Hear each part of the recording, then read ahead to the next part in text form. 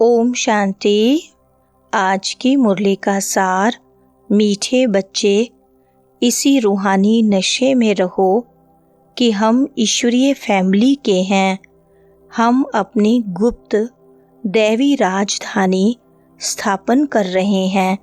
प्रश्न है, बच्चों में कौन सी आदत पक्की हो तो सारा दिन खुशी बनी रहे?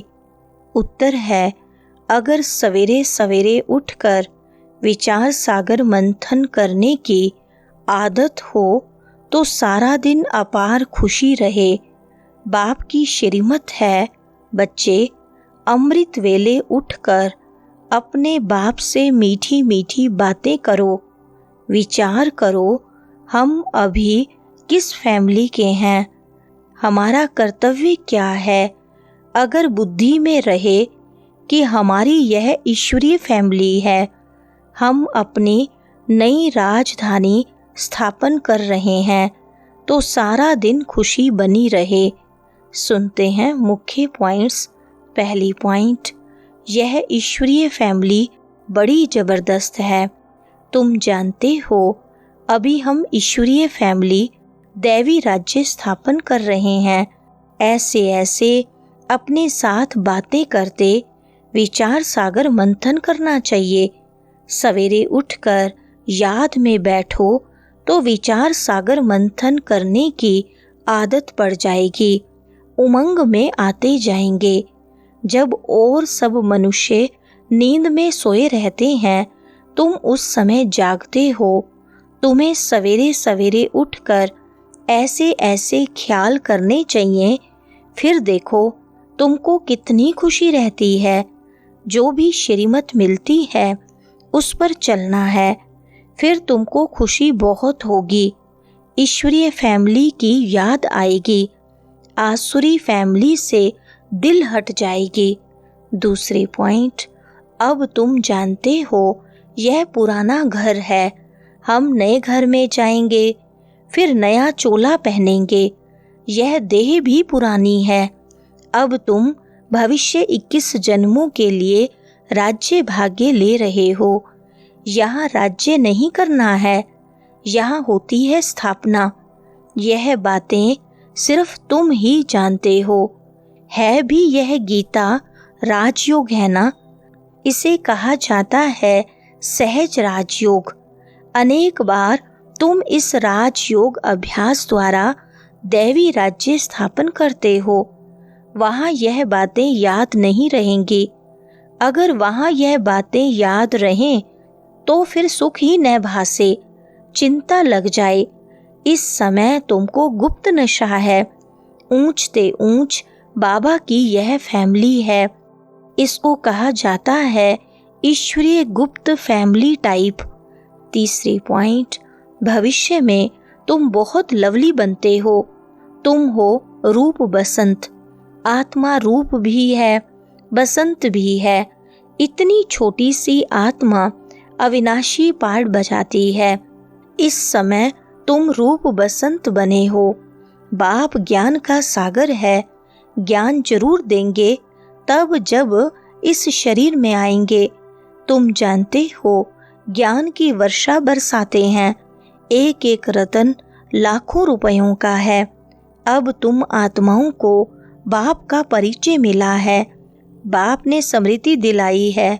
तुम्हारी बुद्धि में है यह 84 का चक्र कैसे फिरता है। इसलिए तुम्हारा नाम ही है स्वदर्शन चक्रधारी। विष्णु व लक्ष्मी नारायण स्वदर्शन चक्रधारी नहीं थे। उनमें यह ज्ञान नहीं होता। अभी आत्मा को यह ज्ञान मिलता है। चौथी पॉइंट, अभी भारत का बहुत बड़ा कल्याण हो रहा है। सब आत्माएं पवित्र हो मुक्ति धाम में चली जाएंगे। तुम हो ही भारत की सेवा पर। भारत खास, दुनिया आम। तुम अभी थोड़े हो जो इन बातों को समझते हो। फिर नटशेल में समझाया जाता है, बच्चे मन मना भव। अलग में भी समझाया जाता है, जो कुछ है दैवी राजधानी स्थापन करने में लगाओ। बापू गांधी क्या करते थे? वह भी राम राज्य चाहते थे कैसा वंडरफुल खेल है ना। अभी तुम साक्षी हो, खेल देखते हो, तुमको हंसी आती है, कहाँ की बातें कहाँ ले जाते हैं। 5वें पॉइंट, यह माताएं कहती हैं शिव बाबा हमारा बच्चा, यह है शिव बाबा का खेल पाल। बाकी ध्यान दीदार में तो माया की बहुत प्रवेशता होती है। यह जो कहते हैं हमारे में शिव बाबा आते हैं, शिव बाबा यह बोलते हैं, यह सब भूत की प्रवेशता है। तुम बच्चों को खबरदार रहना है। यह भूत की बीमारी ऐसी है जो दोनों जहां से उड़ा देती है। यह कभी भी ख्याल नहीं आना चाहिए कि हम साक्षात्कार करें। यह सब भक्ति के ख्यालात हैं। ज्ञान मार्ग को अच्छी रीति समझना है। माया अनेक प्रकार से धोखा देती है। साक्षात्कार आदि से कोई फायदा नहीं। 6 पॉइंट, कई बच्चों को तो इतना भी अकल नहीं कि बेहद के बाप को चिट्ठी में अपना खुश खैराफत का समाचार लिखें। लौकिक बाप को चिट्ठी न लिखें तो आराम ही फिट जाता। यह भी बेहद का बाप है। देखते हैं मास 1.5 चिट्ठी नहीं आती है तो समझते हैं इनको शायद माया खा गई। जो ऐसे पार लौकिक बाप को चिट्ठी नहीं लिखते हैं। इतना तो लिखना चाहिए, बाबा हम नारायणी नशे में सदैव रहते हैं, आपकी दी हुई युक्ति में ही हम तत्पर हैं। तो बाबा समझेंगे खुश राजी हैं। चिट्ठी नहीं लिखेंगे तो समझेंगे बीमार हैं। 7वें पॉइंट, अब तुम घर में बैठे हो व सतयुग में बैठे हो। बाप बच्चों को घर में पढ़ाते हैं। तुम सबका यह घर है। जब बाहर जाते हो तो ऐसे नहीं कहेंगे यहाँ बहुत अच्छा नशा रहेगा। देह का अभिमान छोड़ना है।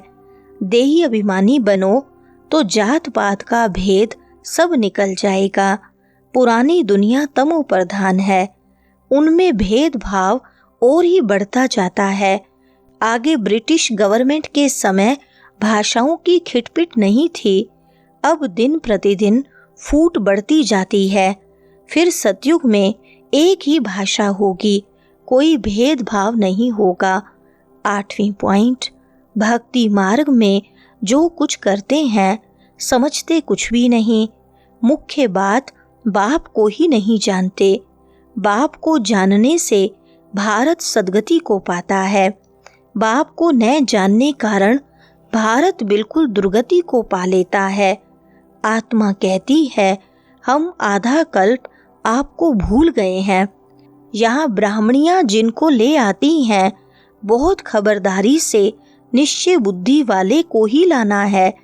आपस में हंसना, खेलना, बातचीत करना इसकी कोई मना नहीं है। बाकी थोड़ा भी कोई आत्मा से प्यार रखेंगे तो फिर जास्ती बढ़ता जाएगा, उसकी याद आती रहेगी। इसलिए इससे भी पार जाना है। वरदान है हर बात में सार को ग्रहण कर ऑल राउंड बनने वाले सरल पुरुषार्थी भव। विस्तार है जो भी बात देखते हो, सुनते हो, उसके सार को समझ लो और जो बोल बोलो, जो कर्म करो उसमें सार भरा हुआ हो तो पुरुषार्थ सरल हो जाएगा। ऐसा सरल पुरुषार्थी सब बातों में ऑल राउंड होता है। उसमें कोई भी कमी दिखाई नहीं देती। कोई भी बात में हिम्मत कम नहीं होती। मुख से ऐसे बोल नहीं निकलते कि हम यह नहीं कर सकते। ऐसे सरल पुरुषार्थी स्वयं भी सरल चित्त रहते हैं और दूसरों को सरल चित्त बना देते हैं। स्लोगन है साधन यूज करते उनके प्रभाव से न्यारे और बाप के प्यारे बनो। अच्छा, ओम शांति।